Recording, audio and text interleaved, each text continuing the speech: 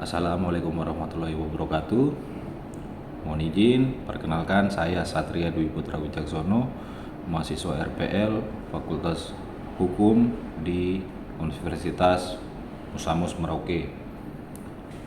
Pada kesempatan ini saya akan menyampaikan beberapa ringkasan tugas serta pemahaman dasar tentang hukum waris yang telah diberikan oleh dosen pengampu Ibu Dr. Yuldiana Seza Aziz SHMH.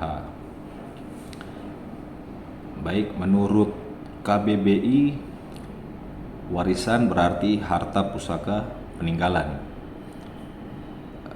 Dan mewarisi berarti menerima sesuatu yang ditinggalkan. Warisan itu sangat penting dalam kehidupan kita, terutama untuk kepentingan anak cucu kita nanti. Namun sering kali terjadi banyak masalah yang timbul akibat dari warisan itu sendiri. Terus kemudian ada pengertian warisan dan unsur hukum warisan, yaitu tentang bagaimana hak dan kewajiban atas harta seseorang yang meninggal dunia akan diberikan kepada orang lain yang masih hidup.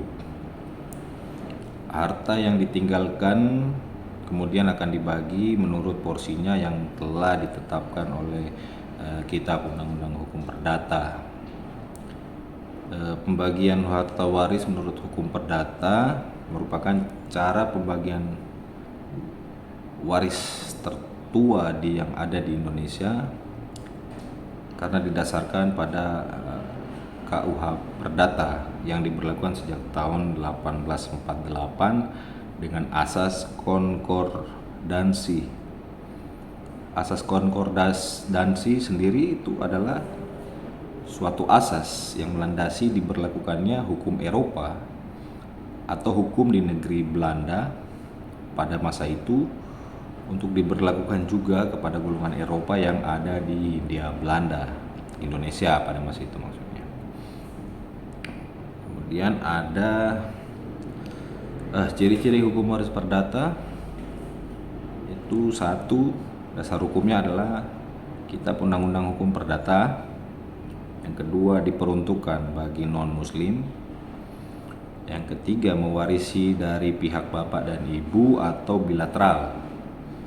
Yang keempat, tidak ada perbedaan untuk laki-laki maupun perempuan. Dan yang kelima, ahli waris adalah orang yang terdekat dengan pewaris. Yang keenam, mewaris secara pribadi, tidak berkelompok.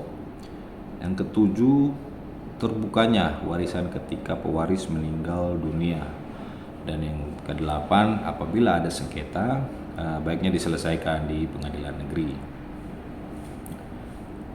Kemudian dalam Kitab Hukum Perdata, pembagian harta waris hanya dapat terjadi karena kematian seorang waris. Ini ada dua cara untuk terjadinya hal tersebut, yaitu satu, berdasarkan ketentuan undang-undang atau AB intestato, yang mana ahli waris telah diatur dalam undang-undang untuk mendapatkan bagian dari warisan karena adanya hubungan kekeluargaan atau ada hubungan darah dengan orang yang meninggal atau pewaris. Dan yang kedua, berdasarkan testamen atau wasiat, yang mana ahli waris ditunjuk dalam surat wasiat yang ditinggalkan oleh pewaris.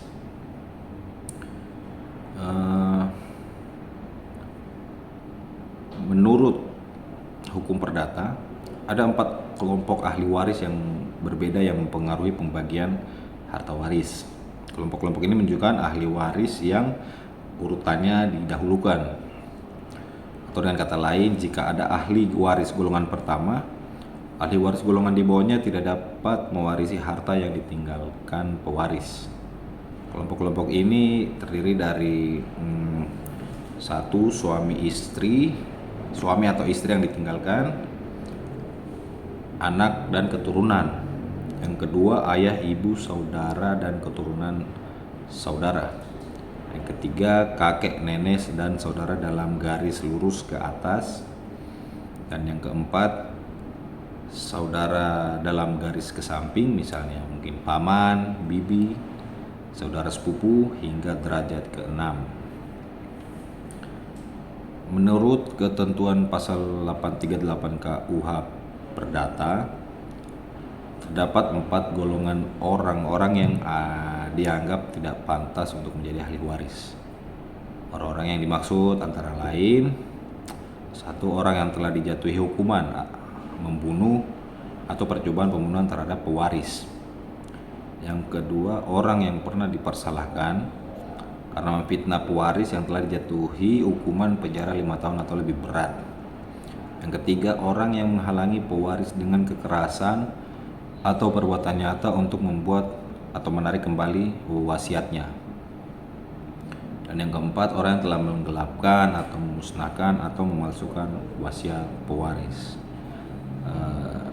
Sangat penting untuk diingat bahwa hukum waris perdata tidak membedakan besaran warisan bagi laki-laki maupun perempuan, tetap dianggap setara.